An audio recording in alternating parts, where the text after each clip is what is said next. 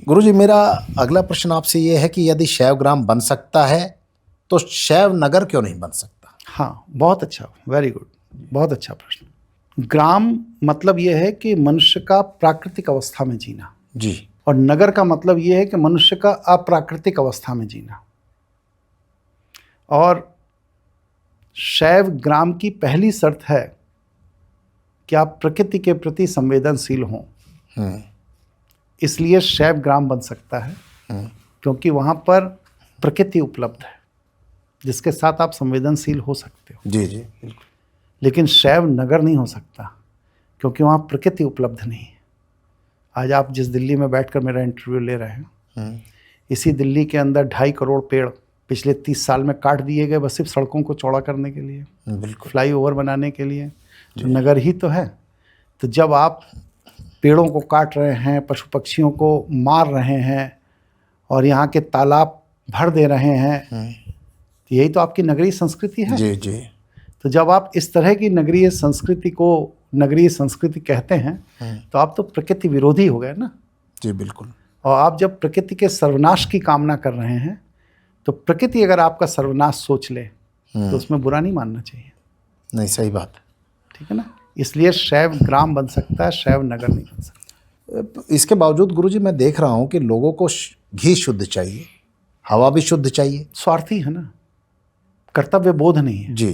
पैसे को एक हथियार के तौर पर इस्तेमाल किया जा रहा है। जी।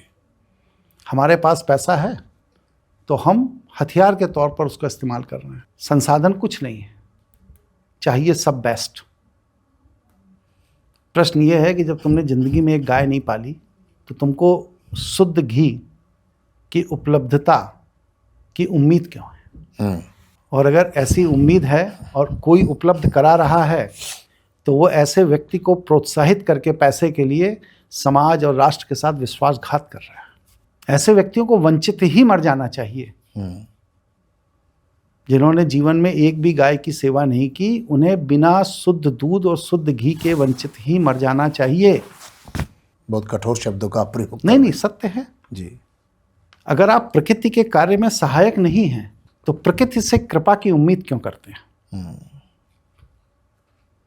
ठीक है।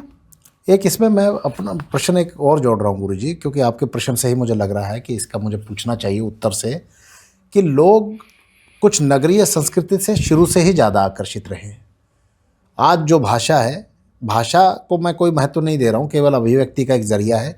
लेकिन इंग्लिश को, कि हमारे बच्चे इंग्लिश में पढ़ते हैं, उस जगह पढ़ते हैं, बड़ा महत्व दे रहे हैं, बस सब सुख सुविधाएं हों। मैं एक द्वारका से एक जगह से निकलता हूँ दिल्ली में, जहाँ इतने पेड़ थे, बड़ा अच्छा लगता था, सारे काट डाले पिछले 5 सालों में। तो आपने उन पेड़ों का नाश कर दिया। मुझे बड़ा दुख होता है आज भी वहाँ से निकलते हुए। शायद उसका असर ये हो कि मैं साधना करता हूँ, थोड़ा सा मुझे प्रकृति को लेकर संवेदन थोड़ा, हाँ, इसलिए मुझे लगता है। लेकिन और भी लोग निकलते होंगे, तो इतना लोग आकर्षित उससे हैं और वहीं बसना चाहते हैं और चाहते हैं ये सब चीज़ें मुझे उपलब्ध हों। देखिए, व्यक्ति शहर में नहीं, नगरीय शमशान में बसना चाहता है। आप जिसे नगरीय संस्कृति कहते हैं, उसको हम कहते हैं नगरीय शमशान में बसना चाहता है। जी बिल्कुल, वो शमशान ही। और वो अपने क्यू में खड़ा है।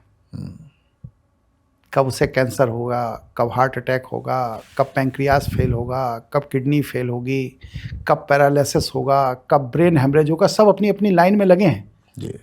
और प्रकृति सबको लाइन में लगाए हुए है जी। इसलिए बेहतर है कि इस लाइन से अलग हटकर प्रकृति की शरण में चले जाओ। और नहीं जाओगे तो जब तुम्हारा नंबर आएगा तो काल तुम्हें खा जाएगा। दुनिया का कोई डॉक्टर तुम्हें बचा नहीं सकता। इसीलिए लाशें ढोने की गाड़ी हॉस्पिटल के गेट पे खड़ी होती है, मंदिर के बाहर नहीं खड़ी होती। वाकई बड़ा, मतलब मेरे रोंगटे खड़े हुए हैं इस उत्तर से गुरुजी के। और आप सब लोगों को ये विचार करना चाहिए। मतलब मैं अंदर तक मेरे ऐसे लगा है कि मुझे पकड़ के किसी ने हिलाया है।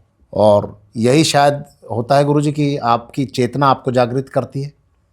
शायद आपके शब्दों में असर है कि मैं अंदर तक झकझोर गया हूँ। अगला मेरा प्रश्न है